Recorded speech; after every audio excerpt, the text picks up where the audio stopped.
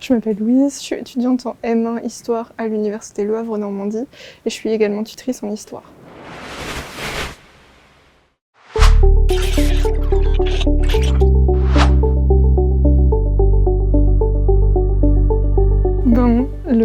Le premier aspect en tant qu'étudiant, c'est évidemment l'aspect financier parce qu'on a besoin de financer nos propres études. De base, c'est parce que je veux devenir professeur documentaliste en collège ou lycée. Et c'est un métier un peu particulier parce que c'est à la fois un métier où on est au contact des livres, un peu comme bibliothécaire, c'est aussi un métier où on est professeur. Et professeur, c'est être au contact des élèves. Et je me disais que le tutorat, c'est une bonne manière d'apprendre un petit peu ça, d'apprendre aux autres à apprendre, de leur faire découvrir ou redécouvrir des choses que moi j'aime et qui m'intéressent dans une discipline plutôt académique.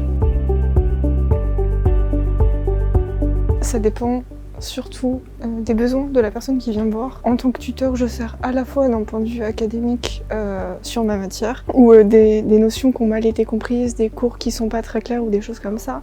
Ça peut être de l'ordre méthodologique, c'est-à-dire refaire de la méthodologie de commentaires de documents, de dissertations, mais aussi de prise de notes, de fichage si c'est nécessaire. Ça m'est arrivé l'année dernière d'organiser carrément un calendrier pour quelqu'un qui avait besoin, en fait, du mal à décider quand est-ce qu'il fallait qu'elle travaille et quelle quantité travailler. En fait, elle travaillait trop et elle s'épuisait à la tâche. Et après, ça peut être des choses plus triviales et moins concernant l'histoire, puisque je peux servir à faire des visites sur le campus si nécessaire. Ça peut être vous dire où aller chercher votre certificat de scolarité, qui il faut contacter en cas de problème variés et divers. Ça peut être comment vous inscrire au SUAP, ça peut être plein de choses. Je pense que c'est de voir quand les gens réussissent, que j'ai servi à quelque chose en tout cas. Il y a un peu un truc, quelque chose qui est très très gratifiant de se rendre compte que ce qu'on fait est utile et qu'on aide des gens.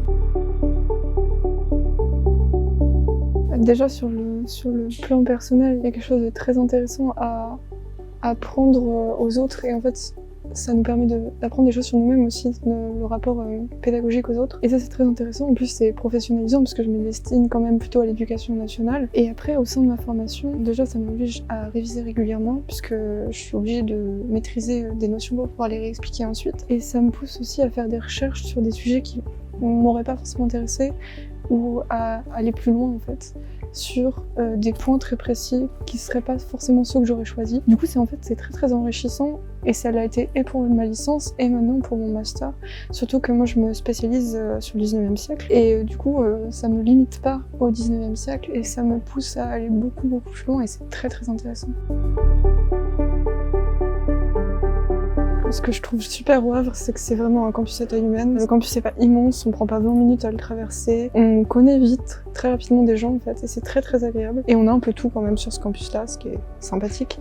Et on a une très très bonne bibliothèque, qui est très très agréable, que ce soit au niveau du fond documentaire qui est très très important, ou même de l'architecture. Vous pouvez voir derrière moi justement le puits de lumière et l'architecture très particulière. Et c'est vraiment une chance de pouvoir travailler dans ce cadre-là.